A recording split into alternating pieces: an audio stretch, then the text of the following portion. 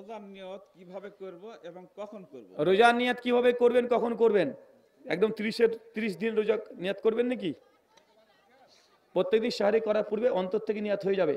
এই জন্য খাসভাবে ওই যে নিয়াত লেখা থাকে ক্যালেন্ডারে, ওইসব হাদিস জাল, মানে হাদিস তো না, সরি জাল বললাম, ভুল বললাম, মানে ওটা হাদিসই না, জাল হলেও হাদিস, কথা বুঝতে পারলেন? জাল মানুষ সেগুলো গ্রন্থে পাওয়া যায়, আর এটা কোনো হাদিসের গ্রন্থে নাই। মানে জ্ঞান অর্জনের জন্য চীন দেশে যেতে হলে যাও, একটা হাদিস আছে না ভাইজান? এই হাদিস হাদিস ইহাসের সনদ আছে, আমার জানাতে 5খানা সনদ আছে। শুআবুল ইমান লিল বাইহাকির মধ্যে, আর দালাইলুন নবুয়াত লিল বাইহাকি, এবং ইমাম ইসফাহানি রহমাল্লাহর দালাইলুন নবুয়াতের মধ্যে অনেক জায়গাতে কমপক্ষে 5খানা সনদ আছে। তবে মুহাদ্দিসগণ হাদিস নিয়ে এসে বলছেন লা আসলা লাহু, এর কোনো ভিত্তি নেই। সনদের মধ্যে 3জন রাবী মওযু জাল হাদিস বর্ণনাকারী। যেন একটা হরিণ বাঁধা ছিল গাছের তলায়, এটা ওয়াজ শুনেন না? এই হাদিস কোন হাদিসের গ্রন্থে আছে। স্বয়ং আল বিদায়া নিহায়ার 8ম খণ্ডে ইমাম ইবনে কাসির রাহিমাহুল্লাহ নিয়ে এসেছেন। তারিখে দামেস্কের মধ্যে আছে, দালাইলুন নবুয়াতুল বাইহাকির মধ্যে আছে, তাফসিরে কুরতুবির মধ্যে আছে।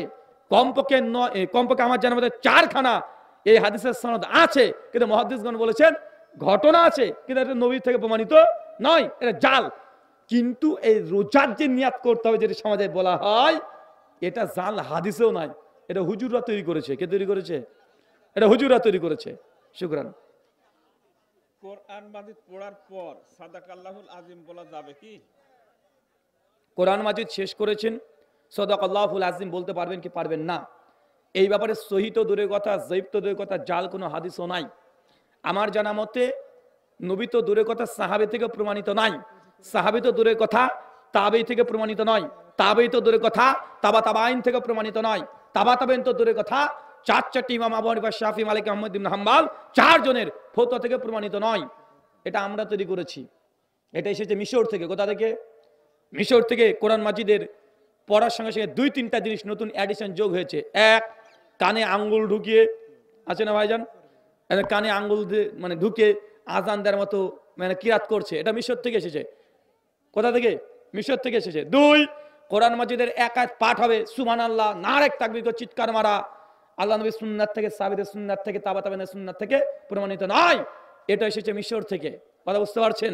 আর 3, কোরআন মাজিদের শেষে সাদাকাল্লাহুল আযীম বলা, এটাও মিশরের বিদআত। কোথাকার বিদআত? এই যে মিশর থেকে এই বিদআতগুলো আবিষ্কার হয়েছে, বাঙালিরা কোন থেকে গ্রহণ করে নিয়েছে। কেন? আল আজহারে অনেকে পড়তে যায়, ওইখান থেকে পড়ে এই সুন্নাতকে শিখে বাংলাদেশে এসে এই কালচার শুরু করে দিয়েছে। আমরা সেটা ভালোই লাগে, তো ইমাম সাহেব এত সুন্দর করে পড়ছে, বলে দিই সুনান নাসাই, ইমাম নাসাইর আল লাইল কিতাবের 1122 নম্বর হাদিসে তিনি আনছেন যে আল্লাহর নবী কোরআন মাজিদ শেষ করে তিনি যে দোয়া পাঠ করতেন, সে দোয়াটা হচ্ছে এটা, সুবহানাকা আল্লাহুম্মা ওয়া বিহামদিক ওয়া আশহাদু আল্লা ইলাহা ইল্লা আনতা আস্তাগফিরুকা ওয়া আতুবু ইলাইক। এটা আল্লাহর নবী পড়তেন, সাহাবীরা পড়তেন। কিন্তু বাঙালি নবী সুন্নাত বাদ দিয়ে মিশরের সুন্নাত ধরে বসে আছে। ঠিক আছে জি। রমজান শুরু, রোজা আছেন, সকালে 11টা বাজছে, একজন মহিলার, একটা মেয়ে মানুষের, এমতো অবস্থায় যদি পিরিয়ড চলে আসে তাহলে কি করবেন? যদি ভেঙে ফেলতে চান, ভেঙে ফেলতে পারবেন, কেন পিরিয়ড আসার সঙ্গে সঙ্গে রোজা অটো ভেঙে যায়। তবে কিছু কিছু ওলামারা বলেছে সে যদি চায় ভাঙবে না, সে একদম ইফতারি পর্যন্ত অপেক্ষা করবে, ইফতারি করবে, কিন্তু এই রোজাটা তার রোজা হিসাবে গণ্য হবে না, এমনি নেকি পাবে। কথা বুঝতে পারছেন? এটা আপনার এখতিয়ার।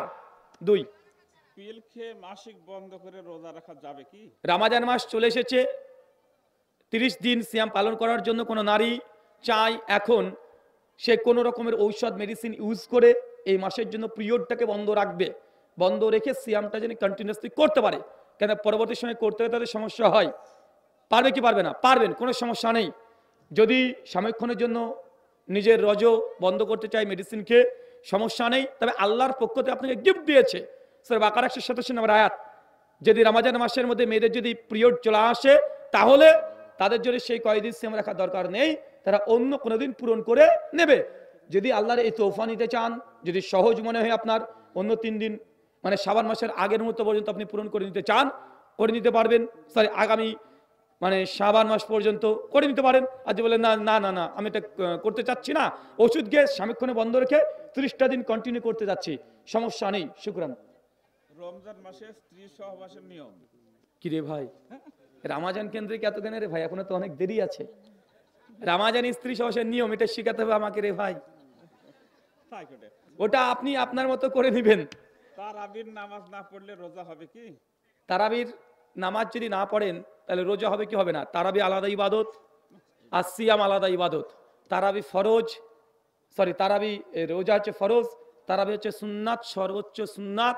আহলে ফতোয়া এটা নফল, কথা বুঝতে পারছেন? তারাবি কেউ যদি না পড়ে তার রোজার সামান্য পরিমাণে ত্রুটি হবে না। জি। অজু করার পরে টাকনির নিচে কাপড় গেলে কি আবার অজু করতে হবে? জামে তিরমিজির মধ্যে আছে একটা হাদিস পাওয়া যায়, শেখ আলবানী জয়ীব বলেছেন, কেউ যদি টাকনার নিচে নামাজরত অবস্থায় কাপড় চলে যায় তার অজু টুটে যায়, মানে ভেঙে যায়। এই ব্যাপারে একটা হাদিস পাওয়া যায়, তো শেখ আলবানী জয়ীব বলেছে, তাই এখান থেকে ইস্তেদা করা সহি নয়। 15 শাবানে কি আমল করব? 15 শাবানে কি আমল করবেন? 15 শাবান তো প্রমাণিতই নয় ইবাদত। এখন আপনি যদি কিছু করতে যান তাহলে সমস্যা। তবে হ্যাঁ, আল্লাহ আপনার যদি এই আমল থাকে প্রত্যেক মাসে 13, 14, 15 তারিখে সিয়াম পালন করা, তার জন্য আপনি করতে পারেন। আপনার যদি অভ্যাস থাকে প্রত্যেকদিন রাত্রে তাহাজ্জুদে নামাজ পড়া, নামাজের মধ্যে দোয়া করা, করতে পারেন। কিন্তু খাস 15 তারিখে বেঁধে দেওয়া, এটাকে গুরুত্ব দেওয়া জায়েজ হবে না, বিদআত হবে। কেন? সহিহ সূত্রে প্রমাণিত নয়। জি। লাস্ট প্রশ্ন, সেটা হচ্ছে আমার এখানে তো বারক কখন দিবে? আচ্ছা, আমার এখানে আজান দেয় হাদু আল্লাহ বলে, হ্যাঁ? হাদু আল্লাহ বলে। আমাদের এখানে আজান দেয় হাদু আল্লাহ বলে, এটা কি সঠিক? আশহাদু, এখানে লিখছে জাস্ট হাদু বলে, আশ বলে না মনে হয়, হাদু আল্লাহ বলে শুধু। তার আগে না শুনে বলতে পারবো না। ওয়ালা তাকফু লাইসা লাকা বিহি মিন ইলম ইন্না সামাআ আল বাসার আল ফুআদা কুল্লু উলাইকা কানা আনহু মাসউলা। যে বিষয়ে তোমার পরিপূর্ণ জানা নেই সে বিষয়ে তুমি কথা বলিও না, নিশ্চয় তোমার চক্ষু কর্ণ কিয়ামতের মাঠে জিজ্ঞাসিত হবে। সূরা বনী ইসরাঈল আয়াত নম্বর 36। মানে উনি কি বলে, আশহাদু বলে কি বলে না, না শুধু হাদু বলে, না শুনে যদি আমি বলে দিই তাহলে ভুল হবে। তাই যেহেতু আমি তার কথা শুনতে পাচ্ছি না, মানে আর কিছু কিছু মানুষ হচ্ছে আবার বক্তব্য আজকে শুনবে, শুনে মুখস্থ করে খাতায় লিখবে, দেখাচ্ছে কোনো জায়গায় আলোচনা করতে গেছে ওই উত্তর লিখে নিয়ে চলে এসেছে। যখন প্রশ্ন করবো ওই দেখে দেখে আবার উত্তর দেয়। মানে এখন বর্তমান যুগে মানে প্রশ্ন করা রিস্ক, মানে ডাইরেক্ট গুগল থেকে সার্চ করে উত্তর বের করতে চেষ্টা করে। আসেন না কথা বলেন, বা চ্যাট জিপিটিকে ঘাটাঘাটি করতে শুরু করে দেয়। আচ্ছা, কে একজন প্রশ্ন করেন তো ভাই, আপনি বলেন।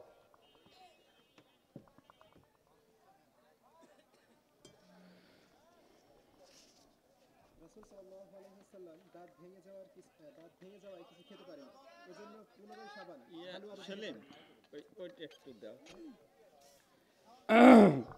আল্লাহর নবী তার দাঁত মুবারক ভেঙে গিয়েছিল উহুদের যুদ্ধে, এই জন্য 15 শাবান, মানে সরি, তিনি কিছু খেতে পারেননি, এই জন্য হালুয়া রুটি করে খেয়েছিলেন।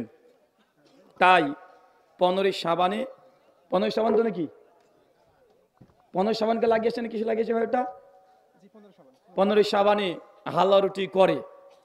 তো ভাইজান, আল্লাহর নবী উহুদের যুদ্ধে তিনি দাঁত মোবারক শহীদ হয়েছিল, ঠিক আছে, সহিহ বুখারী মুসলিমের হাদিস 3039 নম্বর হাদিস। এই জন্য তিনি যে এই যে কি খেয়েছে, সামাইনা পায়েস বললেন, জি জি হালু আর হালুয়া রুটি, এই জন্য তিনি হালুয়া রুটি খেয়েছেন। তার জন্য আমরা এখন বর্তমান খাচ্ছি। তো আপনার দাঁত ভেঙেছে নাকি?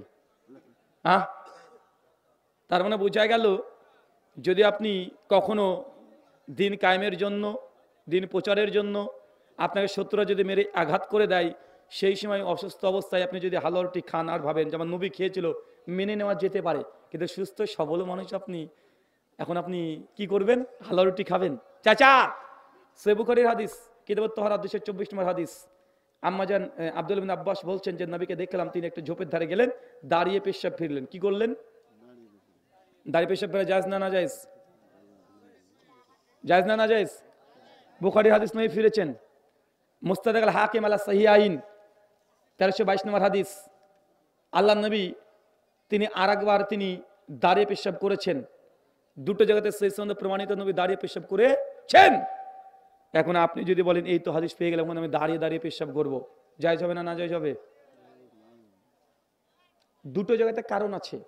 মুস্তাকিল হাকিমে কি হয়েছিল, আল্লাহ নবী যুদ্ধের ক্ষেত্রে উঠ থেকে পড়ে গেছিলেন, পায়ে চোট পড়েছিলেন, তিনি দাঁড়াতে মানে বসতে পারছিলেন না এই হাঁটুর ব্যথাতে, এই জন্য তিনি দাঁড়িয়ে পেশাব করেছেন। এটা হচ্ছে কারণ। এটা কি কারণ? বুখারীর যে বর্ণনা, আল্লাহ নবী এমন একটা স্তূপে গেলেন, মানে এত পরিমাণে নোংরা, তিনি বসতে গেলে আরো নাপাক বেশি লেগে যাবে, এই জন্য তিনি দাঁড়িয়ে পেশাব করেছেন। তো দুটোতে কারণ আছে না নাই? তো কারণ আছে বলে নবী দুই জায়গাতে এ দাঁড়িয়ে পেশাব করেছে। কিন্তু আপনি এখন হালুয়া রুটি খাচ্ছেন, নবী তো একটা কারণে খেয়েছে, আপনার কি কারণ এসেছে? কারণ কারণ ছাড়া কর্মহীন মানে কর্ম করা, এটা মানুষ না পায়জামার কাজ, এটা পায়জামার কাজ। জি। স্বামী স্ত্রীর লাশ স্বামী গোসল করাতে পারবেন? স্ত্রী লাশ স্বামী গোসল করতে পারবে কি পারবে না? সহিহ বুখারী কিতাবুল জানাইজ আল্লাহ নবী নিজেই ওসিয়ত করেছিলেন। আমাদের আয়েশা রাদিয়াল্লাহু তাআলা তিনি ওসিয়ত করেছেন নবীকে যে ইয়া রাসূলুল্লাহ, আমি যদি আপনার পূর্বে মারা যাই তাহলে আপনি কি করবেন, যেন গোসল আপনি আমাকে দিয়ে দেন। মানে আমাদের আয়েশা বলছে যে আমি যদি মারা যাই তাহলে নবী আপনি আমাকে গোসল দিয়ে দিবেন। আলী রাদিয়াল্লাহু তাআলা সুনান আবু দাউদের হাদিস এবং সুনান নাসাইল সুনানুল কুবরার হাদিস, আহলে বাইতের অধ্যায় চ্যাপ্টার কায়েম করে ফাতেমা রাদিয়াল্লাহু তাআলা আনহাকে স্বয়ং আলী রাদিয়াল্লাহু তাআলা আনহু তিনি গোসল দিয়েছেন। আমাদের সমাজে বলে যখন মানে স্ত্রী যদি মারা যায় বা স্বামী যদি মারা যায় তাহলে তালাক হয়ে যায়। জি না, তালাকের কোনো সিস্টেম নাই। স্বামী মারা গেছে মানে তালাক হয় নাই। যার সঙ্গে সারা জীবন কাটালো, সারা রাত্রি কাটালো এত বছর ধরে, এমন শেষ কাজ স্বামী করতে পারবে না, এটা হতে পারে? কথা বলেন না। ফাতেমা রাদিয়াল্লাহু আনহার স্বয়ং গোসল আলী বিন আবি তালেব দিয়েছে। আর আম্মা জান আয়েশা রাদিয়াল্লাহু আনহা নবীকে বলেছেন আমি যদি আপনার আগে মারা যাই তাহলে আমার গোসল যেন আপনি দেবেন, অন্য কেউ যেন না দেয়। বরং স্ত্রী মারা গেলে স্বামী যেন গোসল দেয়। কে দেবে? স্বামী। স্বামী যদি না জানে তাহলে সেই মেয়ের মা হতে পারে যার সঙ্গে তার পর্দা করা চলে না। এটা 3। যদি কোনো মেয়ে মারা যায়, মনে রাখবেন একটা মেয়ে জীবিত অবস্থায় পর্দা যার সামনে করতে হয়, মৃত্যুর পরে সেম পর্দায় থাকে, পর্দা কোনো পরিবর্তন হয় না। জীবিত অবস্থায় মেয়েটাকে যাদের জন্য দেখা জায়েজ, মেয়েটা মারা গেলে তার ওই অংশটুক দেখা তাদের জন্য জায়েজ, সবার জন্য জায়েজ না। সাহারি না খেয়ে রোজা থাকা যাবে? সাহারি না খেয়ে রোজা রাখতে পারবেন কি পারবেন না? সহিহুল বুখারী কিতাবুস সাম হাদিস নাম্বার 1906-7-8 আল্লাহ নবী আলাইহিস সালাম বলেছেন যে তোমরা ইহুদিদের বিরুদ্ধে আচরণ করো। ইহুদিরা সিয়াম পালন করে কিন্তু সাহারি করে না। সাহারি করো, সাহারিতে বরকত আছে। কি আছে? কথা বলেন। সাহারিতে বরকত আছে। ইহুদিরা সাহারি করে না, মানে তারা রোজা রাখে কিন্তু সাহারি কি করে না? করে না। এই যে আল্লাহ নবী তুমি হচ্ছে সাহারি করো, ইহুদের বিরুদ্ধে আচরণ করছো এবং সাহারিতে মুমিনদের জন্য বরকত আছে, তাই সাহারি করবেন। কিন্তু কেউ যদি না করে, ব্যতিক্রম কোনো কারণে একদিন ব্যতিক্রম করতে পারেনি, জায়েজ সিয়াম পালন করা, কিন্তু কেউ যদি মনে করে এটা তো বেশি ফজিলত, না খেয়ে থাকবো, আল্লাহকে আরো বেশি দেখাবো, কি হলো তাহলে? তাহলে এটা বেদাত হয়ে যাবে, বাড়াবাড়ি, ইহুদিদের সিফাত হয়ে যাবে। শুকরান। ইফতারের আগে সম্মিলিত মোনাজাত করা যাবে? ইফতারের আগে সম্মিলিত মোনাজাত করা যাবে কি যাবে না? সহিহ বুখারী কিতাবুস সুনান ইবনে মাজাহ কিতাবুস সাম মানে রোজা অধ্যায় হাদিস নাম্বার 1752, 53, 54 পর্ব 3টে হাদিস এসেছে। এক, আল্লাহ নবী বলছেন একজন রোজাদার ব্যক্তি যতক্ষণ রোজা থাকে, যতক্ষণ সে দোয়া করবে আল্লাহ সব দোয়া তার কবুল করে। 2, 1752 নম্বর হাদিস আল্লাহ নবী বলছেন যে একজন রোজাদার ব্যক্তি ইফতার করার আগের মুহূর্তে যে দোয়া করে আল্লাহ সেটাকে ফেরত দেয় না। তো হাদিস কিন্তু দুটো। এক, রোজাদার ব্যক্তি রোজা অবস্থায় যখনই দোয়া করবে আল্লাহ সেই দোয়াই কবুল করবে। আর একটা হাদিস আসছে তারপরের হাদিস যে ইফতারের আগের মুহূর্তে, শেখ আলবানী রাহিমাহুল্লাহ এই ইফতারের আগের মুহূর্তে এই হাদিসটাকে বলছে যায়েব। কেন? এর আগে যে হাদিস যে রোজাদার ব্যক্তি সারা দিন যখন রোজা আছে যা চাইবে আল্লাহ তাই দেবে। কথা বুঝতে পারলেন? এখন আপনার কোনটা দরকার, ওই নির্দিষ্ট একটা সময় না সারাদিন? নবী আমাদেরকে করেছে সহজ আর আপনি করে নিলেন কঠিন। তাই ইফতারের পূর্বে সম্মিলিত মসজিদে কোনো দলিল প্রমাণ পাওয়া যায় না। রোজাদার ব্যক্তি সারাদিন দোয়া, জিকির, আজকার, তাসবিহ, তাহলিল যা ইচ্ছা ব্যক্তিগতভাবে নিজ ভাষাতে সে দোয়াগুলো করতে পারবে। শুকরান। শবে বরাতে রোজা থাকা এবং হালুয়া রুটি খাওয়া কি? একই উত্তর।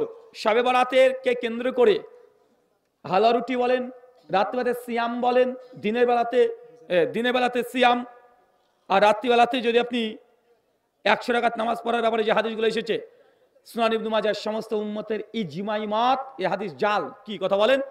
জাল।